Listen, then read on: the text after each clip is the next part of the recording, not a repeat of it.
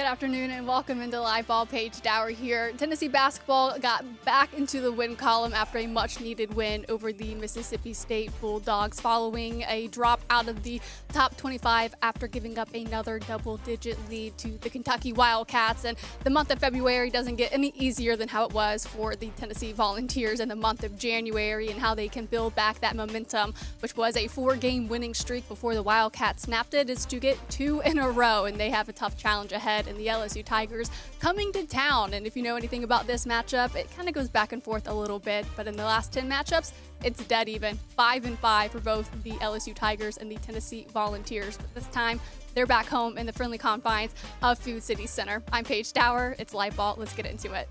You're watching Live Ball with Paige Dauer, presented by Harper Audi.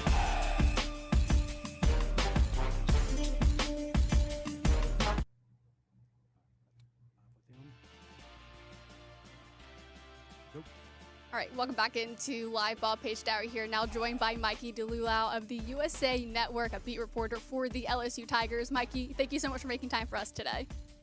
Thanks for having me on. Yeah, absolutely. Rick Barnes told me the other week, especially following the loss to the Kentucky Wildcats, that his message to his team was how fine a margin it is between winning and losing. And even though in the SEC standings it looks like there is a large space between the Tennessee Volunteers and the LSU Tigers, the margins could not be thinner in the SEC. For Tennessee hosting LSU, what's the mindset for the Tigers who are kind of coming off of a tough loss to the Arkansas Razorbacks?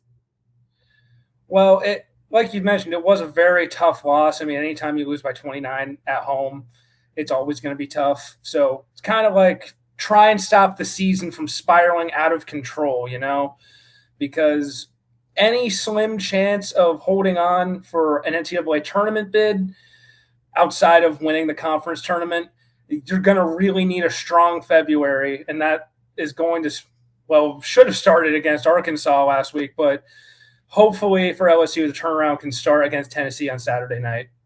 I believe when we look at this matchup specifically and what both of these teams were able to do in their last outings, it might look at who dominates the presence in the paint. For Tennessee, they're starting to find their rhythm there once again. I think even for both games, it was kind of like a dunking contest for both of these matchups. Tennessee seems that they're finding their flow with their touch around the rim, but LSU, after the first, 10 or so minutes of this game, they couldn't really find as much success around the rim. What were you noticing in that matchup against Arkansas that they hope to avoid against Tennessee? Yeah, Arkansas, as I'm sure you know, is one of the top offenses in the SEC, one of the top offenses in the country, especially in the paint.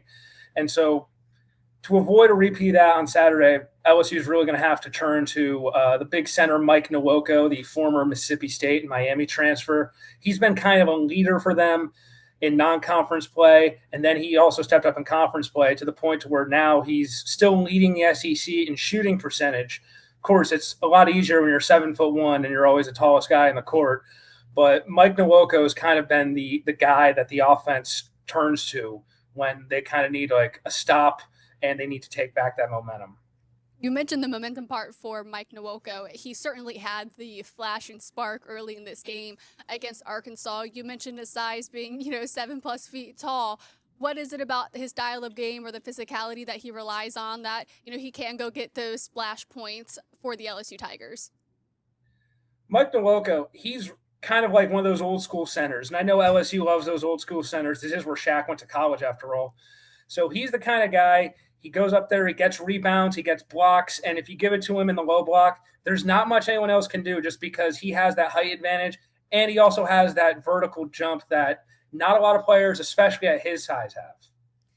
When we look to the battle in the paint, which I imagine this is probably where some of that game will come. LSU seems to be a decent rebounding team, though we didn't see much of that against Arkansas, but they do play a really fast style of offense and defense. But in this matchup against Tennessee, how much of it is, maybe the matchup with Nwoko and maybe Felix Okpara or JP Estrella that might end up dictating the outcome of this game? Well, LSU is one of those teams that doesn't like to kind of bully their opponent inside the paint with Nwoko and also with other forwards, including Robert Miller III, son of a former LSU football player who came here to play basketball. And he's kind of like the first man off the bench. If Nwoko gets into foul trouble or the defense just locks him down for whatever reason, Robert Miller's the first one to go to. And there's also other guys like Markel Sutton, who's a bit of a tweener. He can play a little shooting guard, a little small forward, but he's more than comfortable in the paint going up and getting the baskets the hard way. When we keep our attention on Saturday, how much attention do you think somebody like a Nate Ament is going to get from the Tigers? You'll see how teams kind of switch their defensive adjustment in the second half, where he, the attention of a lot of double teams in these matchups. What are you noticing or hearing maybe from the team following Arkansas about maybe the attention they might have on the young forward? Well, certainly, I don't think LSU is going to want any one player in particular kill them, because just a couple days ago against Arkansas, their freshman Darius Acuff kind of did the same thing. He just absolutely torched their defense. And I got to think they don't want that to happen again, especially for another young player like Ament. So I would expect that would be a focal point of the LSU defense heading into this game. It seems for LSU too that, beyond the individual players that provide, spark and strength to this team, there's a lot of production that actually comes from the LSU bench. I know you mentioned foul trouble a moment ago. What is it about the players who come off the bench that are able to provide some answer on offense to this team that kind of helps them stay in these matchups? Well, a lot of those players off the bench have been kind of pressed into duty. LSU starting point guard DJ Thomas, he's been battling a foot injury. He's been in and out of the lineup, So that's meant a lot of the guards, which are generally younger guards, have been forced to take on that role. And for some of these guys like Jalen Reese, or even some of the transfers like Rashad King, PJ Carter, these were guys that didn't really play too much in non-conference or early SEC play that have stepped into a much bigger role heading into February and eventually March. After the game for LSU and Arkansas, the coach was talking about how there wasn't a ton of execution that they were able to find around the rim. Is that the style that LSU wants to play, or was it more so like those were often the only looks Arkansas was giving up? Where do you find this team is most comfortable offensively? I personally see it that, old school basketball, closer to the rim and get it. It's not that they can't shoot threes. It's just that there's only really one player on the floor at any given time that you feel comfortable taking a shot, and that's typically Max McKinnon, the transfer from Portland, the son of the former Australian pro. When he's on fire, he is on fire. He can make it from anywhere. But if the defense just decides to not lock him down, because there's often not a lot of guys who can shoot as well as Max McKinnon, then you got to turn to the inside to Nwoko, to Miller, even to Sutton to try and get the offense the hard way, like I said earlier. When it comes to the battle on the boards, LSU is a strong rebounding team. So much of what separates the top 50 in the NCAA stat sheet to the next, 100, it's a margin of decibels, it feels like. So for this matchup against LSU, where do you see LSU has the advantage when it comes to the battle on the glass? Well, it's definitely the size. Like I mentioned earlier, Nwoko is 7 feet tall. Robert Miller is 6'11", 6'10". Even Sutton, who traditionally plays small forward, he's around 6'9". These are all guys that can go in there and get the boards, do the dirty work. And this is actually coming off of LSU losing their top rebounder in non-conference play. Jalen Reed, unfortunately, for the second straight season, suffered a season-ending injury, but he was their go-to center. And that's not even mentioning a guy like Pablo Tamba, who he's not really an offensive guy. He's just there to get stops, get rebounds, and maybe even set up the offense with DJ Thomas out.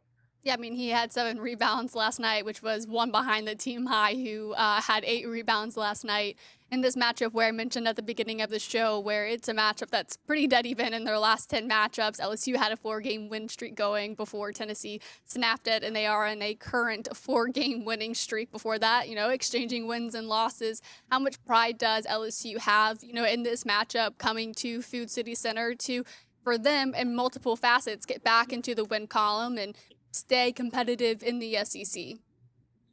Well, like I said earlier, they just want the season to stop spiraling out of control. Right now they're 2-9, But if they can string together a win or two, and that starts with Tennessee on Saturday night, then all of a sudden, you get a better seed in the SEC tournament. It might not be enough for an at-large bid, but it does kind of build that momentum heading into the SEC tournament to where you could steal a bid if you're able to get hot at the right time. And Mikey, when we look at this matchup one more time, and hopefully it's LSU for your perspective that can come to Tennessee and get a road win, what will it take from the Tigers to upset Tennessee at home? In short, the exact opposite of what happened to Arkansas. But in more detail, going to want to keep Nwoko out of foul trouble. He is the main offensive. He carries the weight on offense, I should say. You're also going to want Max McKinnon to show up as well. He showed up really well against Georgia last Saturday, but he didn't really do a ton against Arkansas on Tuesday night. So those two guys, Mike and Max, Eminem, McKinnon, and Nwoko, if you can get those two guys going, then LSU's got a fighter's chance against Tennessee. I love it. Mikey, thank you so much for your time. Where can people find your work? You can find me on Twitter or X or whatever people call it now. It's at Mikey DiLullo. That's at MikeyDiLullo, covering LSU sports. Right now, mostly basketball, but as we get into the spring, also some softball and gymnastics as well, and some high school stuff as well. If you're in the mood for a little bit of high school sports here in Louisiana, basketball season's wrapping up, so that's always going to be a lot of fun. So if you're looking for some LSU in high schools, come my way. Yeah, LSU certainly, or Louisiana is certainly a hotbed for high school talent as well. So certainly good content that you have over there on the USA Network channel. Mikey, thank you so much for your time. Thanks for having me. All right, when we come back, we'll have VFL John Fulkerson joining the show to talk a little bit about the success or lack thereof for Tennessee when it comes to production in the post. We'll be right back.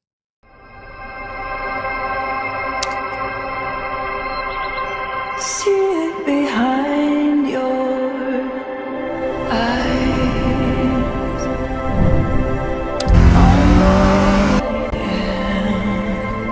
I'm already there. Calling me home.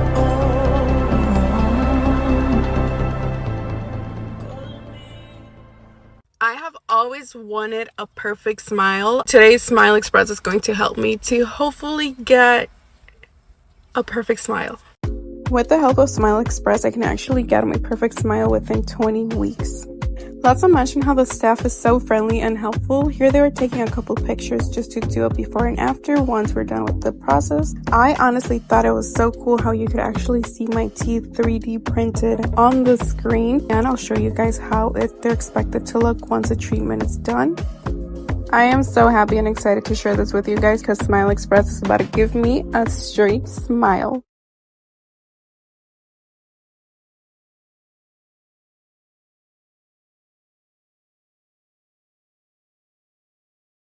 You're watching Live Ball with Paige Dauer, presented by Harper Audi.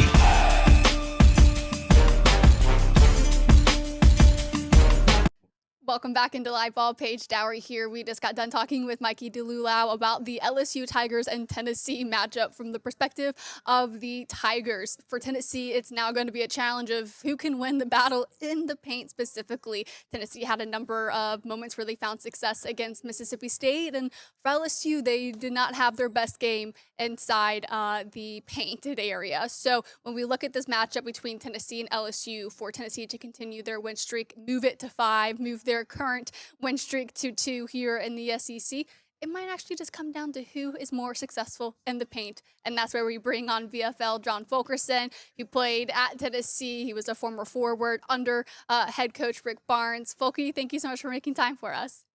Yeah, thank you for having me. Absolutely. Obviously, one, being a former player in Rick Barnes' system, being a great post player for the Volunteers. Tennessee, as you probably have noticed throughout the season, has kind of had some ebbs and flows with the caliber of production that they've been able to find around the rim. When they are cooking there, when they find some rhythm there, it almost feels like they're a completely different team. Yeah, definitely. And, I know we're going to be talking about this a lot this segment, and so I'm probably going to say this a lot, but this is just the truth and what I think of how many times that Coach Barnes says that we need to practice layups and that we need to make layups. And we think to ourselves, hey, look, we're playing at Tennessee, we're playing in the SEC. We were one of the best players on our high school teams. You know, we're a top program in the nation, and you're telling us that we need to work on a 1-foot shot like all the time. And so it really takes me back of really how often coach is really harping on, you know, making layups. You know, he is really big on that, and even practicing them. And he really gets on us in practice. I know he's still getting on him of how important it is, because I think, like we've seen, missing 2, 3, 4, 5, 6 of those a game or a half, you know, those points really add up. And so, you know, I know for sure Coach Barnes is on them, and that emphasis is there. But you know, you never really think that you need to practice layups or that it really matters that much, or, you know, it's that big of a deal, but it really is. It really adds up. And we'll talk about a couple of games where they found success and maybe not as much success in a moment. But I'm sure for you, you know, as a former Vol and just a fan of Tennessee, I'm sure you felt some sense of relief when the beginning of the Mississippi State game was almost like a dunk contest for Tennessee. Yes, definitely.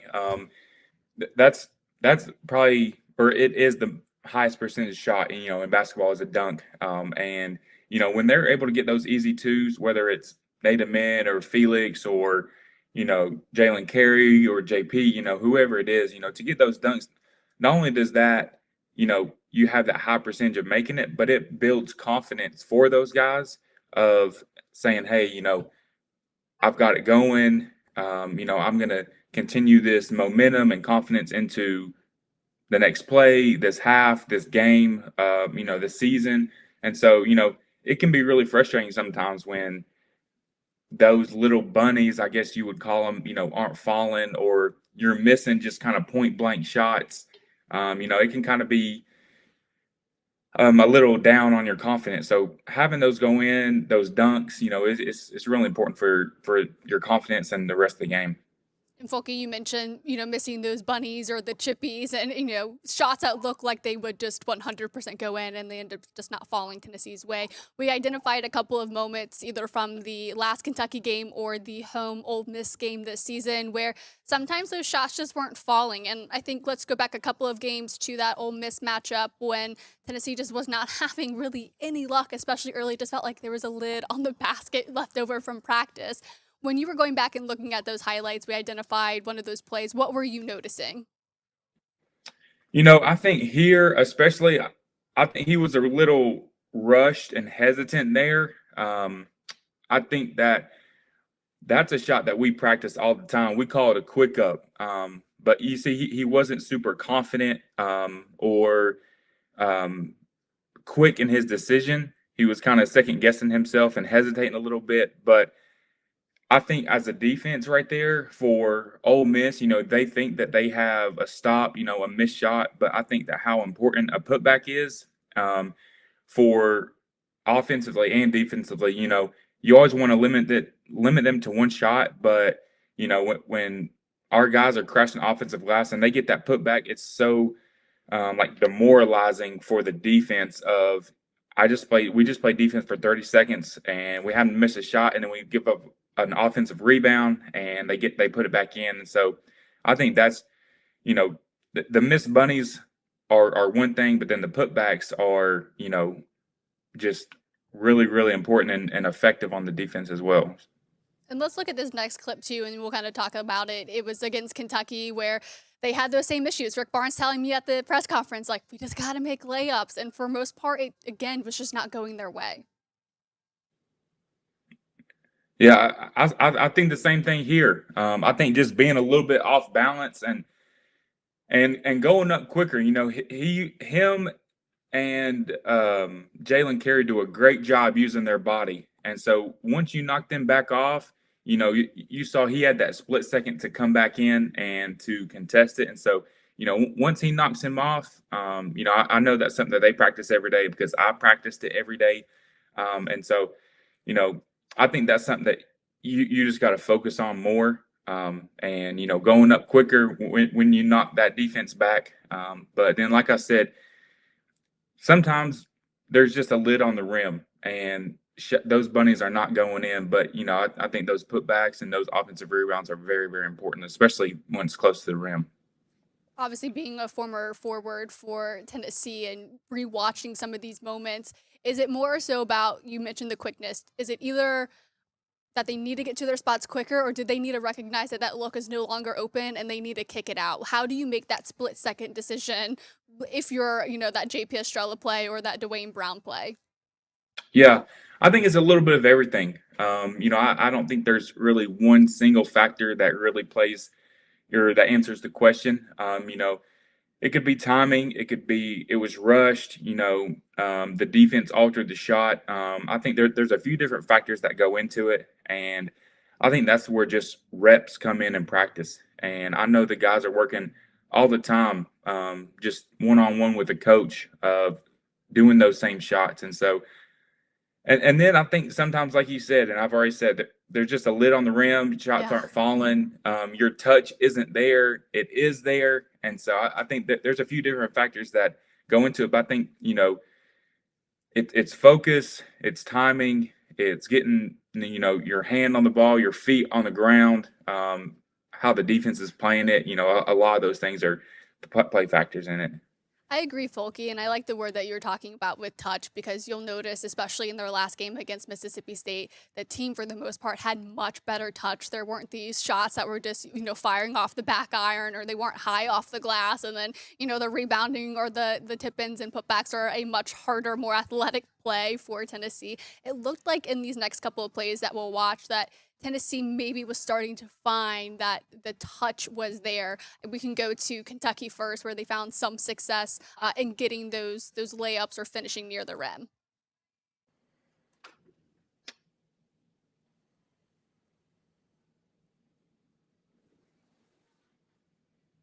So I love that play. I think I've maybe talked about that a little bit this season, but their big to big passing, I think is really good. And then, like we said earlier, those dunks, pretty much almost 100%, rate for going in. And so I really love. I think they actually have a play where they post up a big and then back screen Felix, and it's a big to big lob. But I think that big to big passing is really, really good, especially if they can complete the pass and throw it to a place where only their teammate can get it. I think that's really important because it's tight spaces down there, but if you can make the right play, then that's recipe for great success. Yeah, it is, and we even saw some of that against Ole Miss, where they found some shots that were finally falling once they found a way to take that lid off the basket. Here's that next play that we were talking about. Yeah, so this is almost that same shot that Dwayne Brown missed in the earlier clip. So this is, like I said, what we called a quick up at Tennessee. And what I like about that shot is his feet were set, eyes on the rim. I know JP practices this shot many, many, many times a day. And, it's something that he doesn't practice. Like I said, his eyes were ready, his hands were ready, his eyes, his feet, his hands were all ready. The defense didn't alter it. And so I think, you're just shooting the shot that you practice. And so when those guys have that shot and they're ready, their feet are ready, their hands are ready, I think that shot goes in at a very high percentage. Especially in the league like the SEC, where it is such a physical lead, how much do making baskets like that just end up re-energizing a team, especially in a game where they're still looking to complete a 40-minute game? Does that truly boost the confidence and energy that a team has when they can make shots like that? Absolutely. And not only as a team, and I know I said this earlier, but individually, those little shots, I think JP could probably make a lot in a row, in practice. But, if he starts off the game, 1 for 5, 1 for 7, that's going to be bad on his confidence. But, if he hits 4 of 5, 5 of 6, not only is he playing his best, but, that's an extra 10, 12, 14 points for the team. And like Coach Barnes says, you got to make those layups because they really do add up. Like, obviously, 3 is worth more than 2. 3-point shots are great, but, those layups and those shots around the rim are just really, really important. And they're almost like momentum swings too. If you miss a couple, that's, like I said, 2, 4, 6, 8 points that, you could have had, and then they go down and score. So, I think it's confidence builders, it's momentum swings, and, you know, you want to make them all, but, sometimes you just can't, but you got to make them at a high rate. Yeah, you mentioned 3 is more than 2, but 2 is more than 0, and it helps them not have empty possessions, which can be killer in this league. Folky, I love the insight. Let's get to commercial break, and we'll talk all things the squeeze when we come back. See it behind your eyes.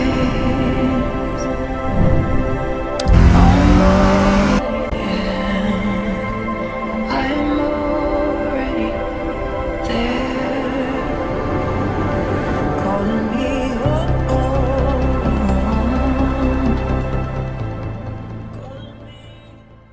I have always wanted a perfect smile. Today's Smile Express is going to help me to hopefully get a perfect smile. With the help of Smile Express, I can actually get my perfect smile within 20 weeks. Not to mention how the staff is so friendly and helpful. Here they were taking a couple pictures just to do a before and after once we're done with the process. I honestly thought it was so cool how you could actually see my teeth 3D printed on the screen. And I'll show you guys how they're expected to look once the treatment is done. I am so happy and excited to share this with you guys because Smile Express is about to give me a straight smile.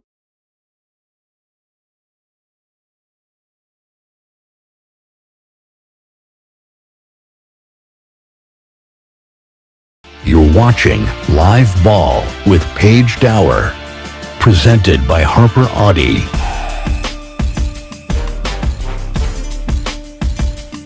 Welcome back into Live Ball. Paige Dauer here, presented by Harper Audi, a proud partner of Tennessee Athletics, where your favorite coaches and players buy their cars, and also by Smile Doctors. You can go and get your smile fixed today. We're still here with VFL John Fulkerson. We talked a little bit about the success and lesser success for Tennessee when it comes to their production in the paint and what the post players are able to provide for Tennessee and finishing around the rim. So we talked about how much making those baskets can continue to fuel this team in a matchup against the LSU Tigers, where Tennessee has won the last 4. And you look at what Tennessee or what LSU was unable to do against Arkansas. Folky, I really think this game is going to come down to who has more success in the paint. And if Tennessee can build off of what they did against Mississippi State, I think this is going to be a really exciting home game for the Volunteers. Yeah, for sure. I think that we've got great momentum. Obviously the Kentucky game wasn't what we anticipated or hoped the outcome would be. But before that, that winning streak, and I think we can keep building off of what we did last night and how everybody performed. The last segment you mentioned, JP can make a lot more baskets at the rim, and looking to their last game against Mississippi State, we mentioned it kind of felt like a dunk contest, and JP was a huge benefactor of that. I think he had 2 back-to-back dunks. One was a slam dunk, kind of just shuck the whole basket. That is a huge momentum play for him. And I think someone, especially like a JP Estrella, feeds off of those types of plays. When you look at what he's been able to provide for the team this season, how much do you think he continues to maybe even reshape the ceiling for this team if he can make those types of shots at a higher clip? Yeah. When you talk about a confidence builder and confidence booster with a dunk or, the kind of way he was performing last night, you're absolutely right. When I played, when I had dunks, it just helped your energy, your effort, everything. But going forward, I think that JP is, I think he has a really, really high ceiling. I think that he has, dealt with some injuries last year, this year, earlier this season, this summer, that have set him back. And so I think he's, just now hitting his, mid-season stride, and that he still has, great potential to continue to get better, and I think he will. And so I think that will continue to help the team success. He plays better individual as well as everybody else. But I think that that just takes practice, and I know that he's getting better in practice. And I know with the other bigs too, with Felix and Carey and Brown, they're all pushing each other to get better. So the better they are, especially with those shots downside, those shots down inside and rebounding, that just takes our whole team to another level. It was funny. I'm reminded of a conversation I had with JP Estrella earlier in the season when he talks about like when I go out onto that court, I kind of just have to flip a switch with my mindset. I have to play a little bit more nasty. They're even like they got to channel like his inner Eurosh to be a physical player. Just talking about Eurosh, I mean, do you see flashes where maybe JP is trying to be this physical big and really wants to go and win those one-on-one matchups, whether on rebounding or getting those bunnies? Yeah, absolutely. When you talk about Urosh, I played against him. I guess what 3 years, 4 years, I think something, so, yeah. or with him, not against him. But Maybe in we had, practice. yeah, we had some great battles in practice. But that was a guy. Urosh was a guy that you love to have on your team and you hated to play against. Yeah. And I think JP. I don't think he needs to be Urosh. He just needs to be JP.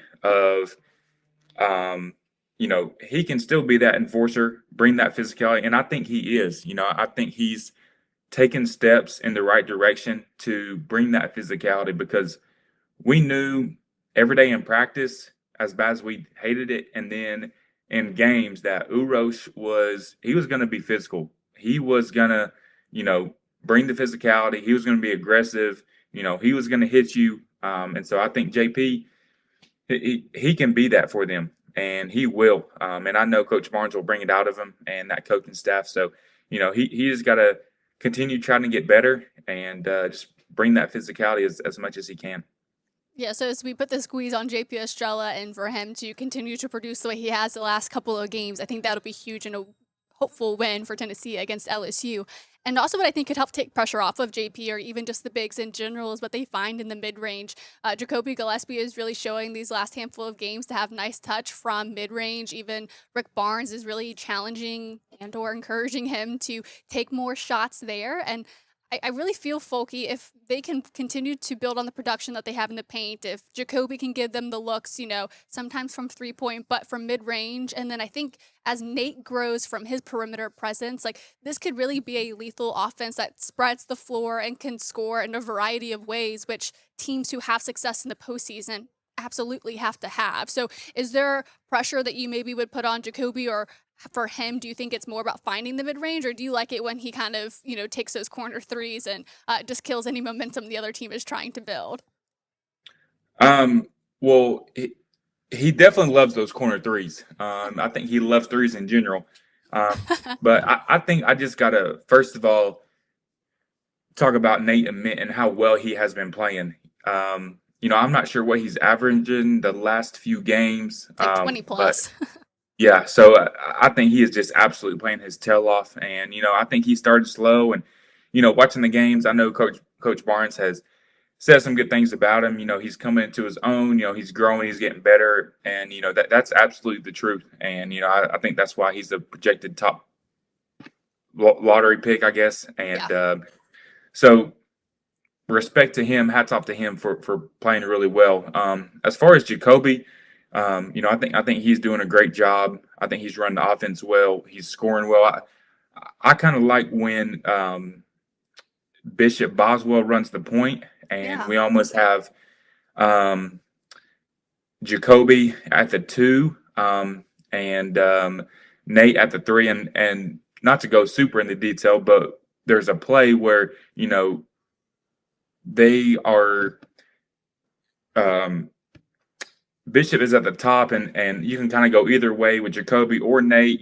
They're trying to get the ball and score. And I think with those two, with how good they can score, I think that's also great with Jacoby off the ball and the way that Nate's been playing with Bishop at the 1. And so I think just throwing different looks at people and putting people, in different areas to score, I think that's going to give them great success.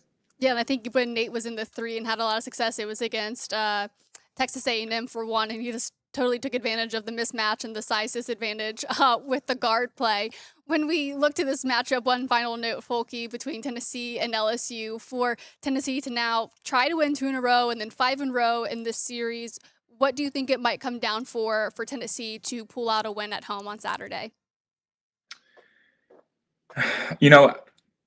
I can't say that I know too much about LSU, so and really, I don't really think that's ever really the case. Coach Barnes always talks about that how we have to focus on ourselves, and we're the ones that have to get better, and we're the ones who don't have to make mistakes. We have to make shots, and so regardless of how good or bad or whatever LSU is, I think that it all depends on us. I think if we all go out there and play how we have been playing, play those two first halves against Kentucky, how we played there, play how we played last night. I think we'll have no problem just playing with confidence, playing together. I know they're going to play hard, and so just going out there and doing what we practice and being ourselves. Folky, I think that's the exact right thing that Coach Rick Barnes would say, because even after the win over Mississippi State, he just talked about their own individual concentration. So if they can find concentration for a full 40, they should win against LSU. Folky, it's great as always talking to you, and I hope we can enjoy a nice win on Saturday. Yes, thank you. Of course. When we look to the final notes heading into Tennessee and LSU's matchup on Saturday, there was this message that Rick Barnes had to his team following their loss to the Kentucky Wildcats, where what's still evading them is a full 40-minute game, and within that are the details of production in the paint, which Folky and I talked about at length on the show, but it goes to emphasize the point for Tennessee to get over this hump, to stay on the winning side of things. It might just come down to capitalizing on high percentage shots. How fine a line it is between winning and losing, and how you go back to possessions, one here, one there along the way. And what we'll learn from this, again, I'm seeing it all through my mind right now, is that some of the turnovers we turned over, we can't turn that ball over like we did. We can't, especially in a close game coming down the stretch. But we still have to get more from it. We can't continue to miss those shots at the rim. I mean, a couple of them. I got blocked out on a couple of them in transition, but we got to make some layups. We got to make some layups.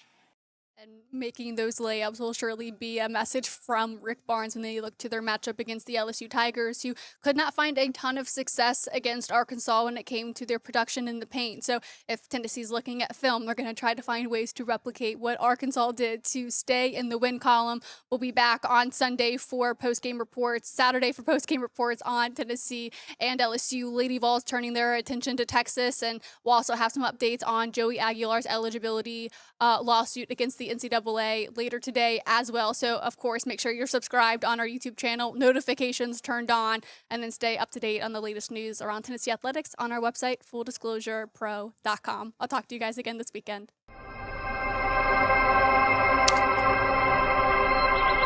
See it behind your eyes.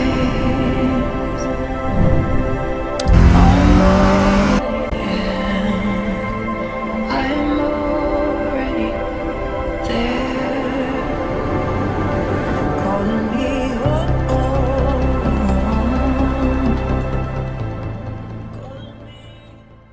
I have always wanted a perfect smile. Today's Smile Express is going to help me to hopefully get a perfect smile. With the help of Smile Express, I can actually get my perfect smile within 20 weeks. Not to mention how the staff is so friendly and helpful. Here they were taking a couple pictures just to do a before and after once we're done with the process. I honestly thought it was so cool how you could actually see my teeth 3D printed on the screen. And I'll show you guys how they're expected to look once the treatment is done. I am so happy and excited to share this with you guys because Smile Express is about to give me a straight smile.